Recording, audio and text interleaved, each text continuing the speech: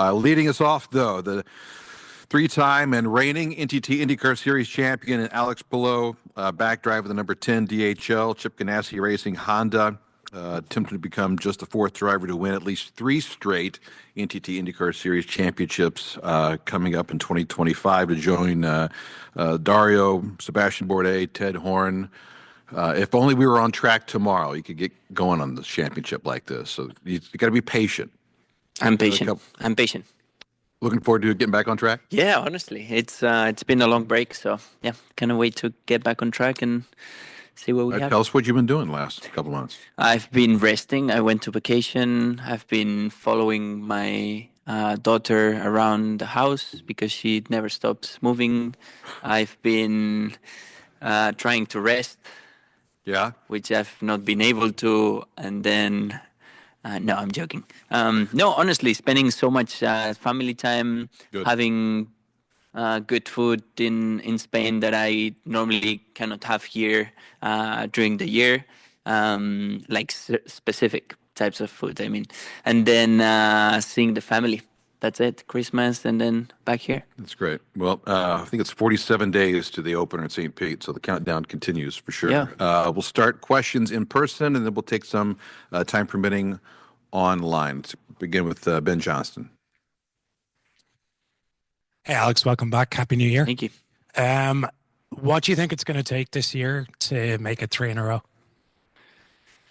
I think same as every year. I think obviously everybody starts from scratch. Everybody starts with really high energies and probably really motivated to try and improve what we've done bad in the past. So I'm in the same position as well. I just want to go out on track and try and improve what we did last year. It's going to take a lot of effort. The competition's been really, really tough. It's not one team that you're fighting with. You're fighting against multiple teams. We've seen Andretti this past year how quick and how tough they were on track. Penske as well, and yeah, it'll be fun. I'm looking forward. We've been having a lot of work as well, trying to be a bit better on short ovals on both driver sides. So just me personally, but then the team as well, trying to get a little bit more speed. But yeah, it's gonna be fun. I mean, it's the competition will be tough. We won the last championship with only 2 wins, so that shows how competitive it is. And yeah, the goal is to try and repeat that, improve it a bit, and hopefully get to 500. Let's go, Eric, and then we'll work up Nathan and Bruce. Go ahead, Eric. Yep. Reading any children's books lately? I don't know if you. Yeah. Not Joseph's one, but yeah. Obviously, the champion last 2 years, won 3 of the last 4. Everybody's chasing you, and you. It's hard to change an approach when it's worked, but as you said, this competition's tight. Do you change anything of your approach coming into trying to go for 3 in a row, or you just leave it as is and keep doing what you've been doing? No, 100%. You need to change it. Otherwise you fall very quick here in IndyCar.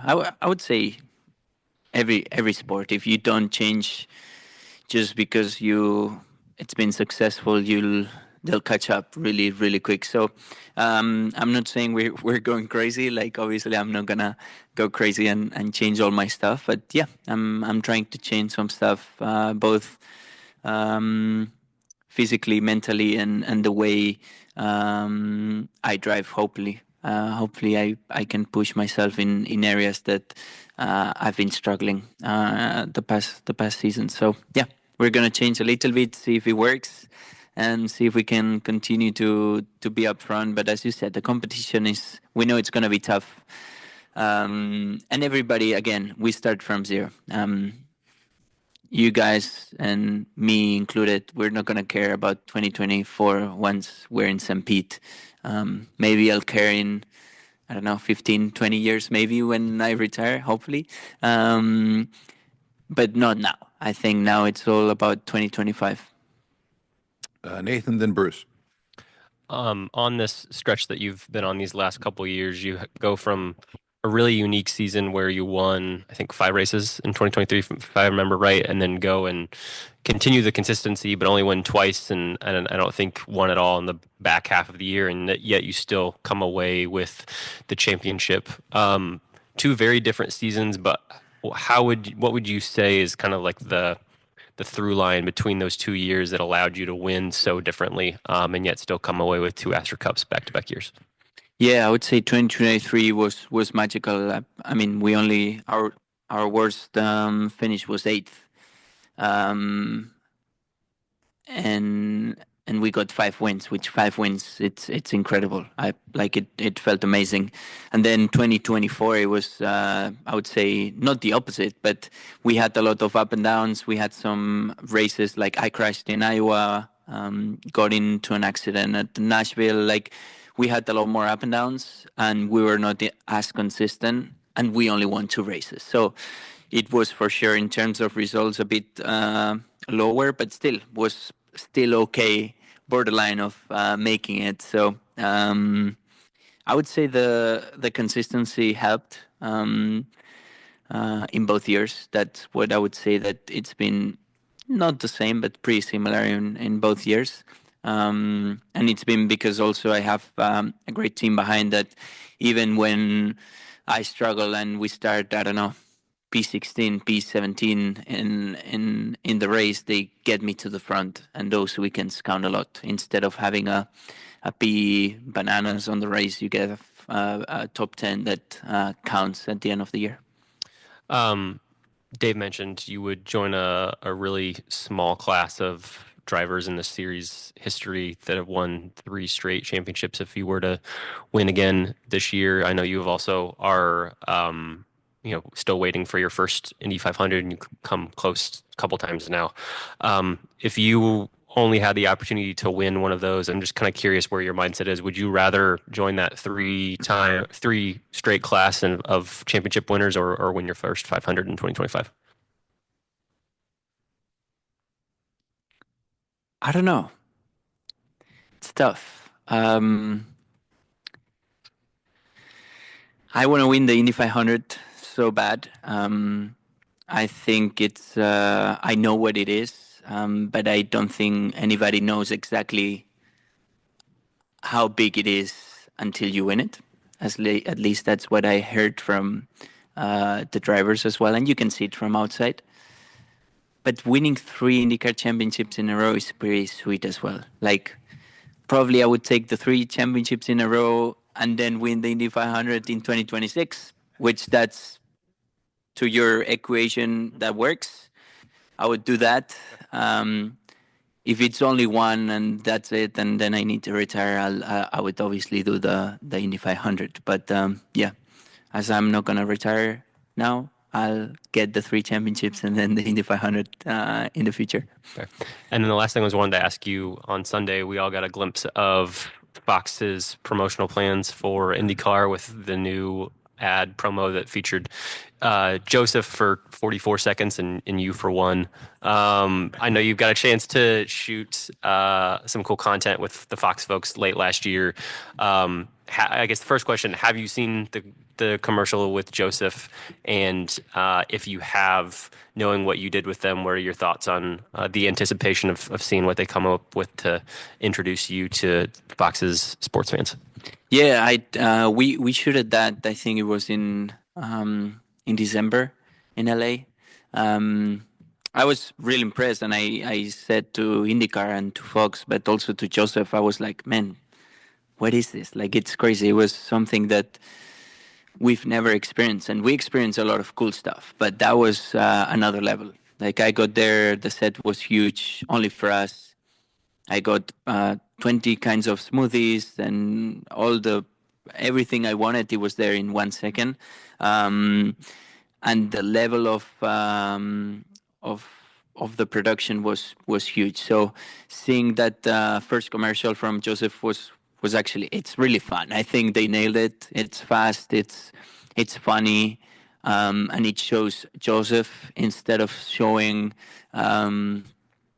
the 500, which that's normally the target that we've been hitting.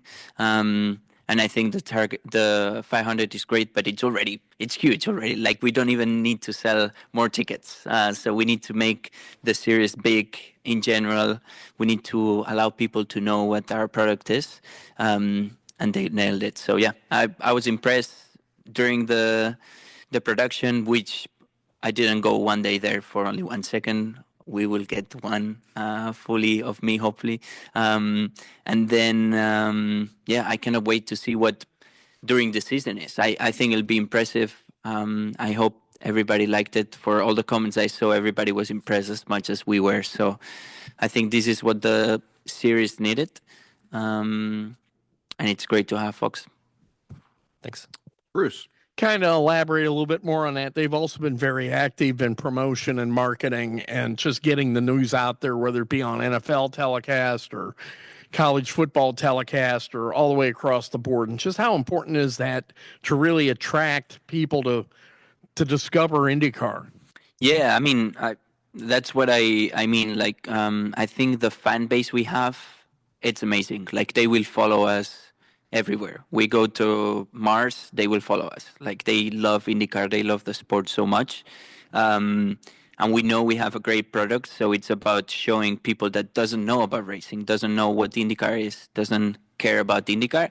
It's about showing them, like, hey, there's this sport, some crazy people that go around the U.S. doing laps in circles, and it's pretty fun. So I think the target that they are hitting is amazing, and hopefully we get these new people that is centered on NFL or other sports that are like, during the NFL off season, I'll watch IndyCar now. And as far, though, as your wave of success, I know you said you're not looking back, you're looking forward, but how difficult does it get to be to continue something when you're on a wave of success? It's tough. I mean, it's tough because you need to, like, you cannot you cannot slow down at any point. But at the same time, I think it's easier in a way. It's easier because I know what it feels like, and I just want to do it again. So I work a little bit harder than I did last year. I'm extra motivated, and I'm super hungry. So I would say you have both sides of, like, the good and bad. But yeah, I wouldn't be on another position for sure. Got time for one or two more. Kurt, go ahead.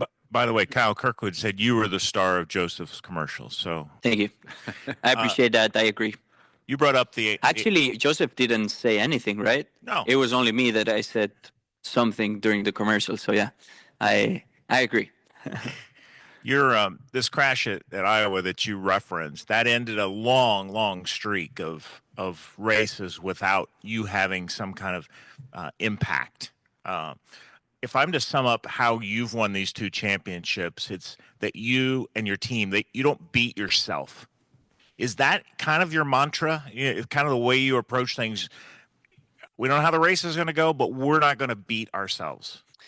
Yeah, it was not my mantra, but every race meeting we have with Chip, that's what he tells us. He tells us to win, and then he repeats that we don't need to beat ourselves many times. So I think you can see that in the team. Obviously, we all make mistakes, and it is what it is. It's a tough sport.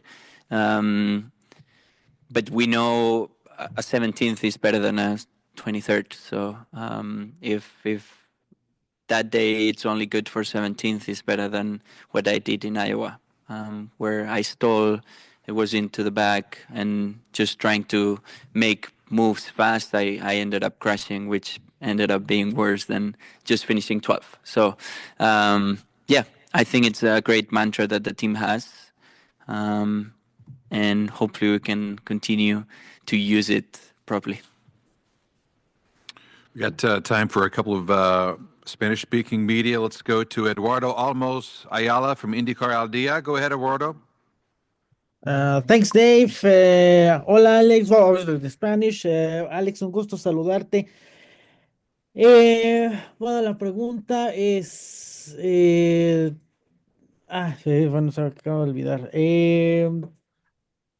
la cuestión de los óvalos, o sea, ¿cómo te preparas, te has preparado mentalmente para pues otra vez dar otra vez intentar ganar, ya sin, no importa Indianápolis, sino otra vez un óvalo por primera vez? Bueno, al final es analizando un poco, ¿no? Dónde flaqueas más, si es en, por ejemplo, en entrada de curva, en mitad, en salida, en defender o en adelantar. Eh, una vez ves que siempre es en la misma zona, pues intentar ver el por qué es, si es simplemente por cuestiones mías de confianza o es por el coche, porque necesite algo diferente. Y entonces trabajarlo, así que es lo que he estado haciendo un poco esta postemporada. Veremos si funciona o no la primera vez que estemos en pista en un óvalo que no sean las 500 en Indianápolis. Creo que funciona diferente, pero sí, creo que es así, analizando e intentando detectar exactamente cuál es el problema. Muy bien. Y bueno, esto no necesariamente se relaciona con INDYCAR, pero no sé si se te ha, bueno, has pensado ahora que tienes tu equipo en Europa, Palou Motorsport, bueno, hacer como, por ejemplo, lo que está haciendo Prema, pues, y traerlo a América, no obviamente en INDYCAR, pero en las categorías de desarrollo, SF Juniors, FS 2000, no sé si has pensado eso. No, todavía no, creo que aún no estamos al nivel. Creo que ahora mismo estamos aún en la fase de desarrollo ahí en Europa, pero obviamente me encantaría en el futuro poder tener alguna categoría pequeña aquí en Estados Unidos, más que nada porque me gustan las carreras y por tener más oportunidades de ganar, ¿no? Si tienes más categorías, así que ya veremos, pero digamos que en los próximos 2, 3 años no está en mente. Perfecto. Pues el mejor de los éxitos, Alex. Thanks, Dave. Gracias. Yep. Uno más, Luis Salinas from Deporte Motor in Mexico. Go ahead. Wrap us up with Thank Alex you, Palou. Dave. Hi, everyone. Happy New Year to everyone in Indianapolis. Alex, exitoso 2025. Dos Gracias. puntos a platicar contigo. El primero, tras la asociación que tienen con MSR, que tienen experiencia con trabajar con paquetes híbridos, ¿qué tanta ventaja van a sacar de esto? Y el segundo punto, tú batallaste en Milwaukee el domingo por un problema del híbrido, de la batería, y ganas el campeonato porque Power tiene un problema con el cinturón de seguridad. Platícame de estos dos asuntos, por favor. Sí, la verdad que estar con MSR creo que nos va a ayudar, más que nada porque vamos a tener los datos y la experiencia de dos coches más sin tener que tenerlos nosotros. Quiere decir que no tendremos que poner esfuerzo en esos dos coches, pero aún así recibimos información. Obviamente nosotros también la damos, pero creemos que va a ser beneficioso para los dos. Y luego el tema de, sí, fue desafortunado tanto el Milwaukee como Nashville para Power con los cinturones. Creo que así sí son las carreras, son cosas que normalmente nunca pasan, ni el problema que tuve yo, ni el problema que tuvo él. Y de repente se te juntan en un año con los dos que están peleando por el campeonato. Así que es un poco obviamente desafortunado, pero, pero bueno, agradecido de que al final, aunque tuviéramos mala suerte, digamos, con problemas técnicos en Milwaukee, consiguiéramos ganar el campeonato igualmente.